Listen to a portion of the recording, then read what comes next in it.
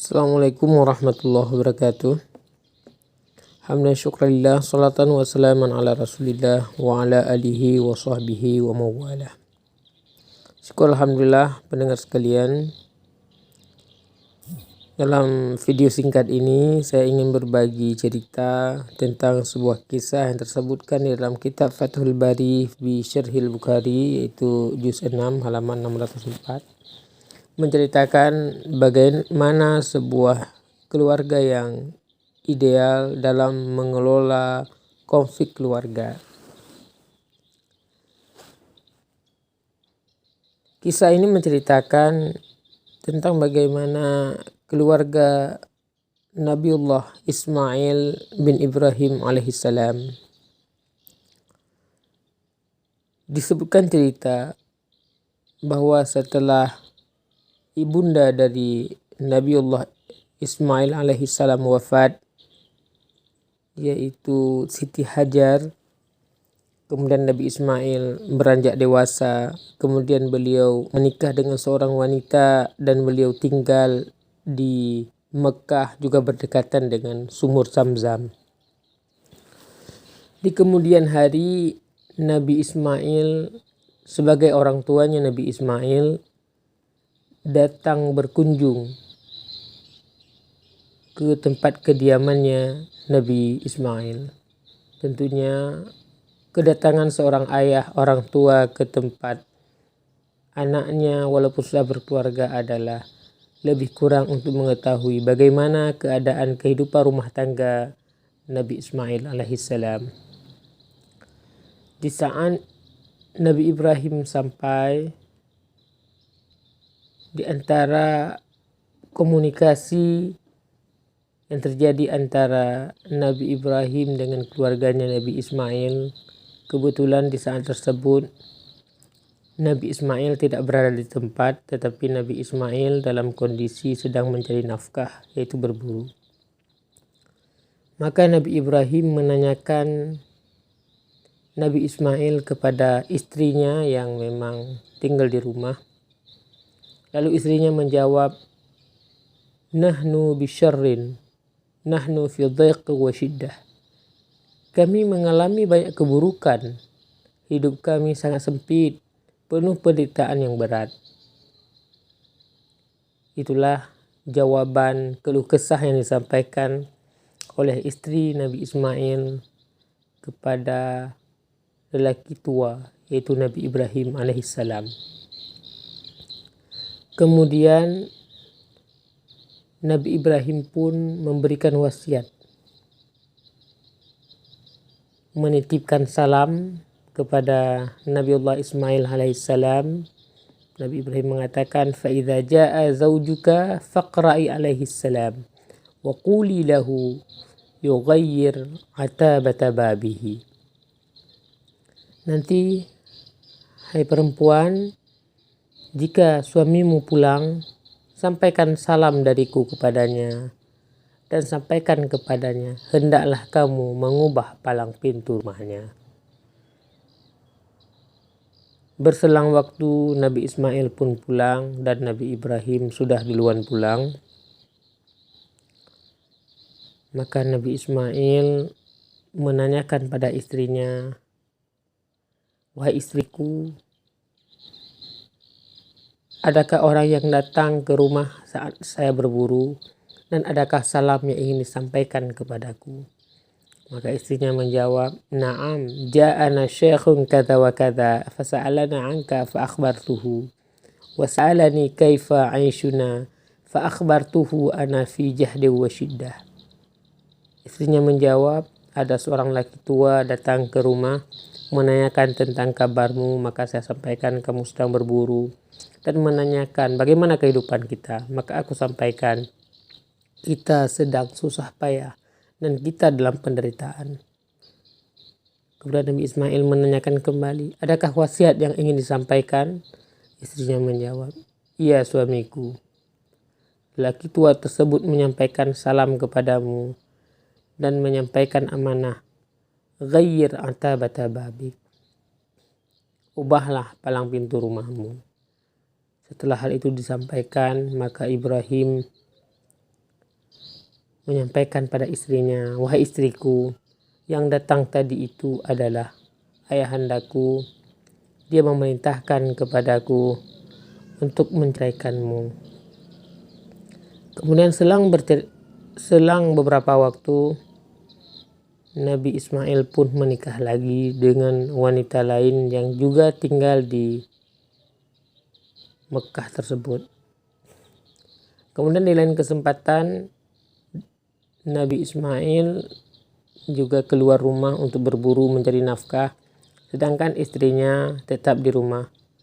Maka dalam waktu itu Nabiullah Ibrahim alaihissalam datang berkunjung ke rumah Nabi Ismail, juga menanyakan kepada orang rumahnya Nabi Ismail, "Bagaimana kondisi kalian sekarang ini?" Istri kedua daripada Nabi Ismail tersebut menceritakan, "Nahnu bi khairi wa sa'ah." Kami selalu dalam keadaan baik-baik saja dan dalam keadaan berkecukupan. Itulah ucapan yang disampaikan oleh istri kedua Nabi Ismail tersebut. Kemudian Nabi Ibrahim pun menanyakan lagi, "Mata amkum," tentang makanan di rumah kalian itu bagaimana? Istrinya menjawab, "Allaham, kami sekarang makan daging, kami sangat cukup, alhamdulillah." Tentang minuman kalian ditanyakan lagi, "Alma," minuman kami air, itu pun juga sangat cukup. Kemudian Nabi Ibrahim mendoakan, "Allahumma barik lahum fil lahabi wal ma." Hingga akhirnya Nabi Ibrahim juga menitipkan pesan kepada istri Nabi Ismail tersebut. "Maka apabila nanti suamimu pulang, hai perempuan, sampaikan salamku kepadanya.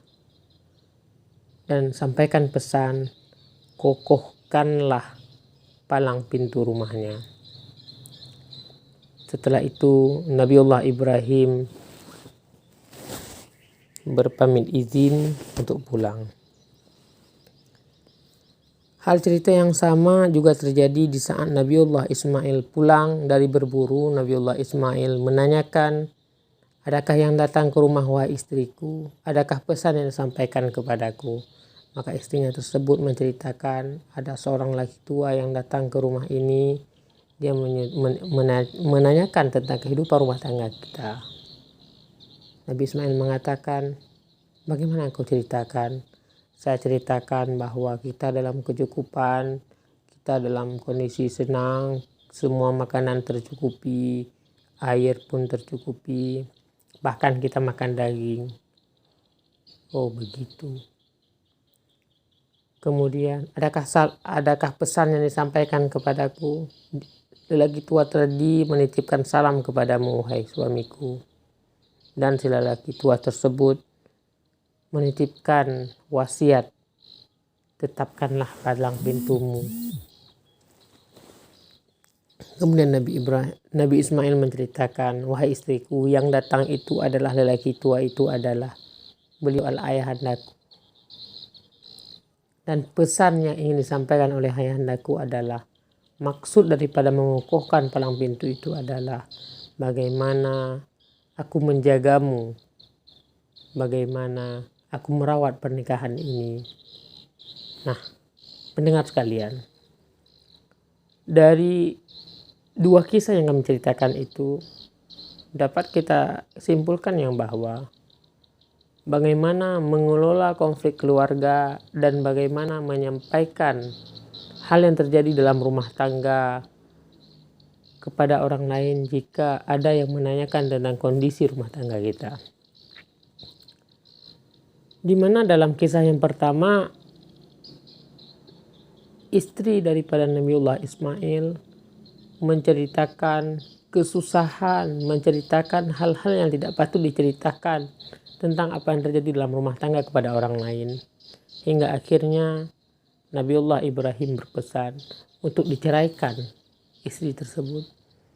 Sedangkan dalam kisah yang kedua diceritakan adalah bagaimana seorang istri menutupi kekurangan dalam rumah tangganya, tetapi dia menceritakan bahwa yang terjadi dalam rumah tangga itu adalah kebaikan, keindahan, dan kecukupan.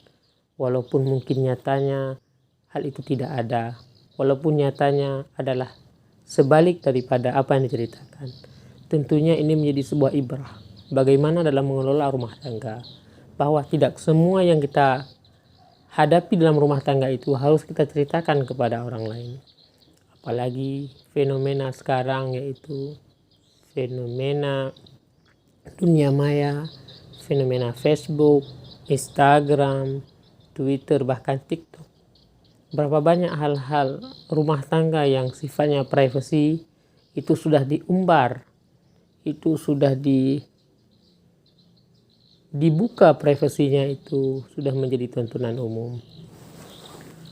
Maka oleh karena itu, dari sini dapat kita jadikan ibrah ini sebagai mau'izah hasanah bagi kita semua, bahwa dalam menjalani kehidupan berumah tangga antara kita suami dengan istri kita, maka jadikanlah konflik dalam rumah tangga itu sebagai bahan renungan, bahan introspeksi untuk kita perbaiki kehidupan rumah tangga menjadi kehidupan yang terbaik. Semoga terciptanya keluarga sakinah, mawaddah, warahmah. Demikianlah yang dapat kami sampaikan, mudah-mudahan bermanfaat kepada kita semua, juga kepada pribadi saya. Akhirul kalam, Assalamualaikum warahmatullahi wabarakatuh.